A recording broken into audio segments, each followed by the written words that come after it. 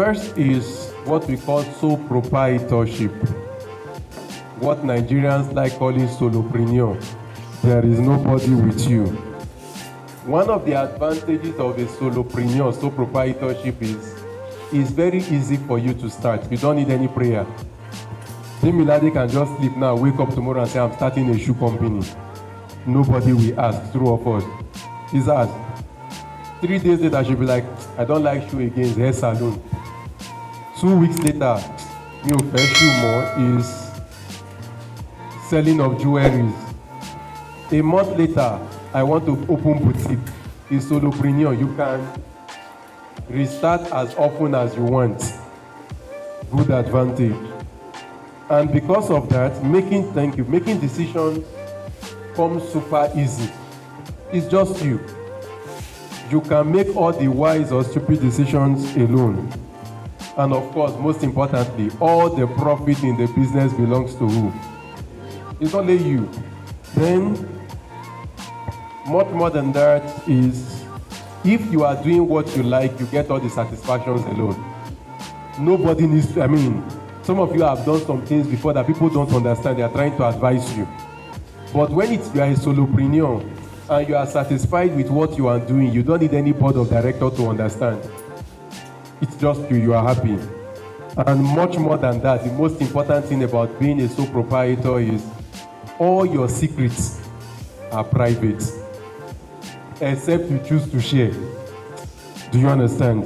It's only you that know where you added 0 and where you removed 0. The disadvantages are you have unlimited liability. Wahala for. Now let you. If they wake up tomorrow, busy job, shop, journal. Now let you go the wrong go. As you the wrong go, busy. Guess what? Your truck has fallen on the road. There is nobody to share the burden with. Then, of course, when you are a sole proprietor, many a time you don't have enough cash always. Because a lot of people cannot invest in you because it's just you. Then, of course, God forbid you decide to die. The company is over. So the lifespan of the company is dependent on your strength and, of course, you being alive. Most importantly, you cannot take large contracts. You cannot, for example, as a sole proprietor, get a job from government. It will never happen. Government will not give you a job. Blue chip companies can never give you a job because you are a sole proprietor. So they are not saying you cannot do the job. Don't get it wrong.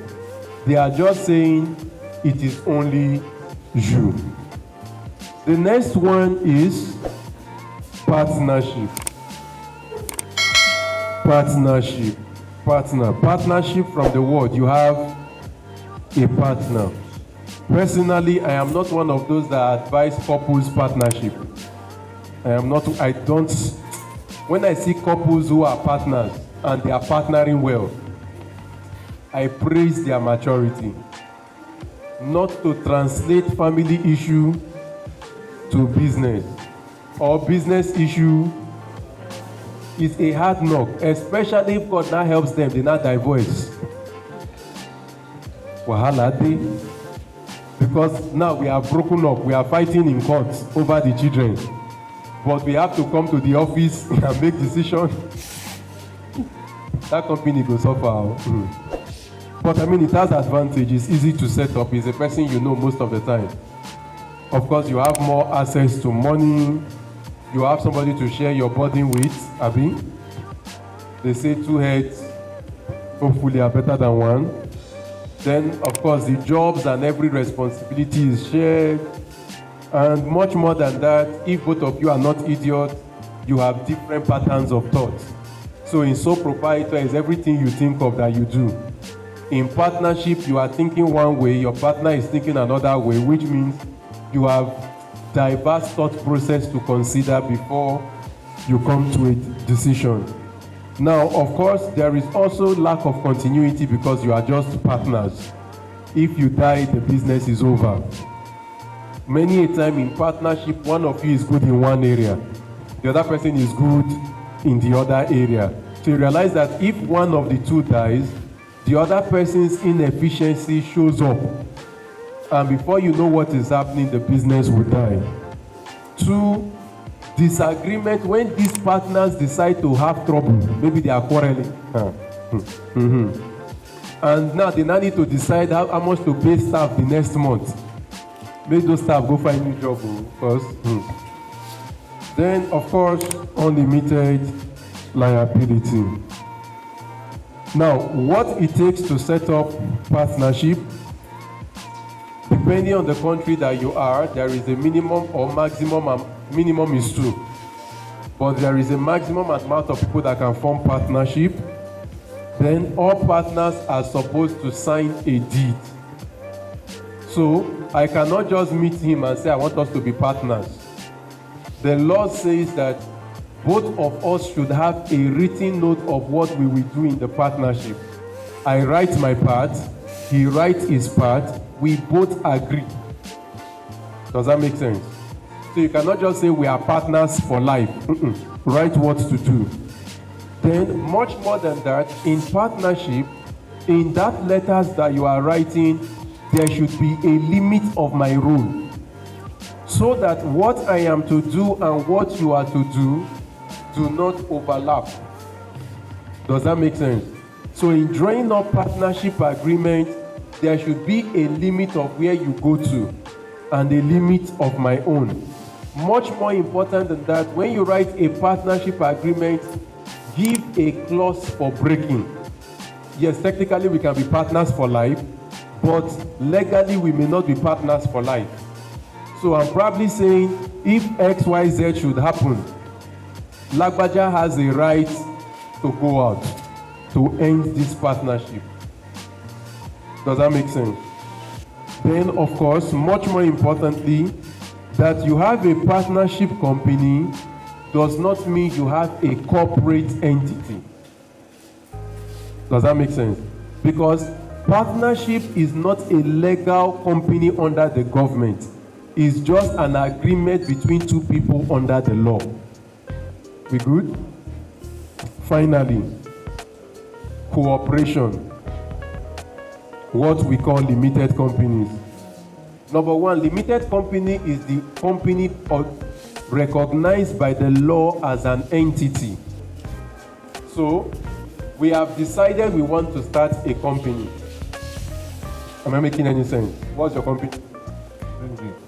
So, we went to CAC, registered a company called Springview Ministries Limited. The day we register Springview Limited, as far as the government is concerned, when they want to count, how many of us are here now?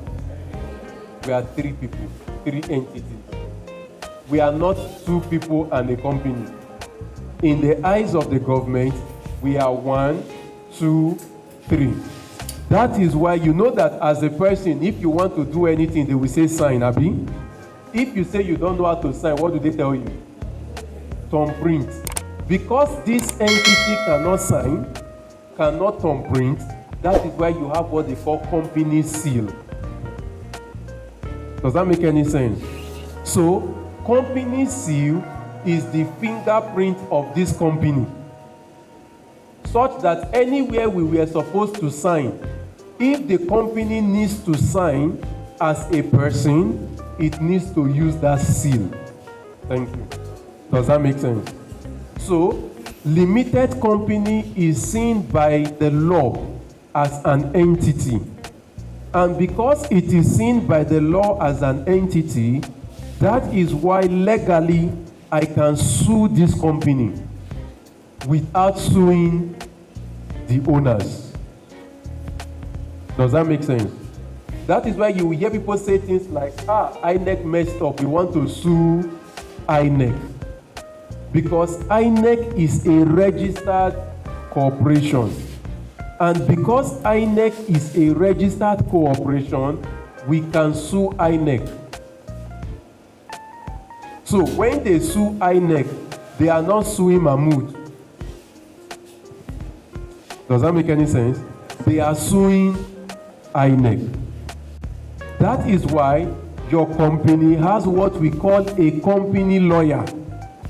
The company lawyer is the spokesperson for that company. But when it is not a legal issue, your company also have what they call company secretary, whose job is to document things on behalf of the company. Haven't understood that? So why do we call it limited? Why is it limited? Because you notice that all the things we formed are all what? Limited. Springville, limited. Premium cycle, limited.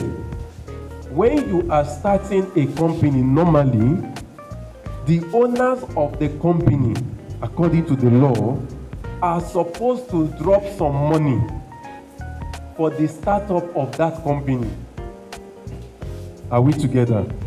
So, if Solomon and Jegbefu start a company, even if they did not physically say, take this money, this is what we are contributing, we know in the running of that company for the first few years, they are using their individual monies, true or false?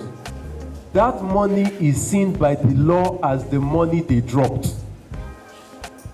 Am I making any sense? And that money that they dropped is capped in the form of shares. Are we together? Typically, when you want to register companies now in Nigeria, you start from a minimum of 1 million shares.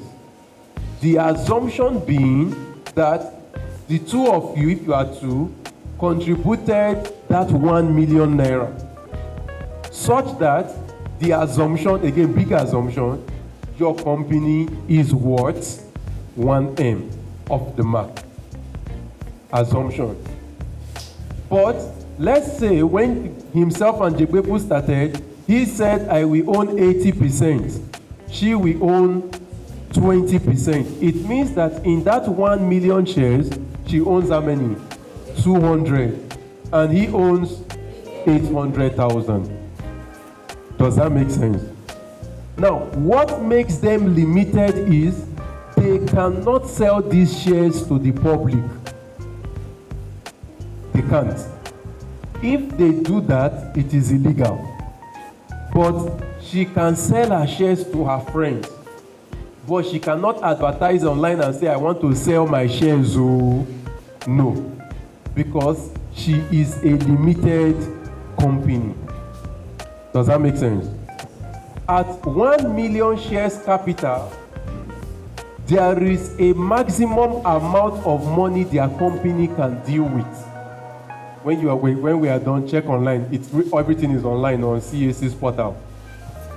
I think for 1 million share capital, once they hit 500 million naira, they need to go and change their share capital. They must. If they don't and government finds out, every money above that belongs to the government. These people that they're angry like, you know I'm not government, Jerry is government. Beat Jerry. So, what happens if I want to sell my company shares to the public? Then I must move from limited to PLC.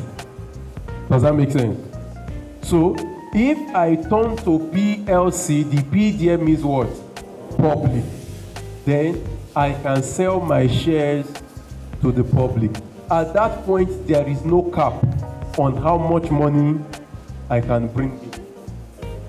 However, it is dangerous to go from limited to PLC, because as PLC, all your financial documents must be made public. So all that time, when 10 years ago, when you were just struggling and you were taking 15 naira for yourself, you want to buy a recharge card, you just take 200 naira from your own account. Now then you get password. You see all those money will be calculated. You will pay back from your personal money. You will pay back. So, do we understand that? Questions? Yes. Good question. Can my company go bankrupt and I am rich? Yes. Let me tell you the bad part. You can go bankrupt and your company is rich. That's more painful. Sure you know. Because when the company goes bankrupt and you are rich, you are fine. Good question. I am a limited company. Can I go and own a whole lot of majority stake in a PLC? Yes. Remember, it's a company, it's a person. It's like asking, can I go and own majority shares in Cadbury? Why not? I'm a person. A foundation is an NGO. So thanks for coming up with that. There are two types of cooperation. There are corporations set up for profit, and there are corporations set up for non-profit. So foundations are non-profit organizations. When you are an NGO, you don't pay tax. 2, there is less scrutiny on the money that comes through you, unlike when you are a for-profit organization. Good question. He said, you have an issue with a company. The owner of the company has money. The owner of the company has money. Can they claim the company does not have money to pay you? Yes. 100% yes. All they need to do is to show their financials as they are running bankrupt. That's the end of the case. Somebody did it recently. I'm trying to remember who. A big person in the world did it recently. I'm trying to remember that the guy was sued and all of that. They sued him as a person. So what he did was he transferred his wealth to his company and fight for bankruptcy. Money is awesome when you understand how to play around it. Oh yes, you can. If you feel you need more, you want to increase more, you can go from 1 million to 10 million to 100 million to as much as you want. But again, the more your share capital, the more money you pay. Can you register PLC from scratch? No. It has to start from limited and grow to PLC.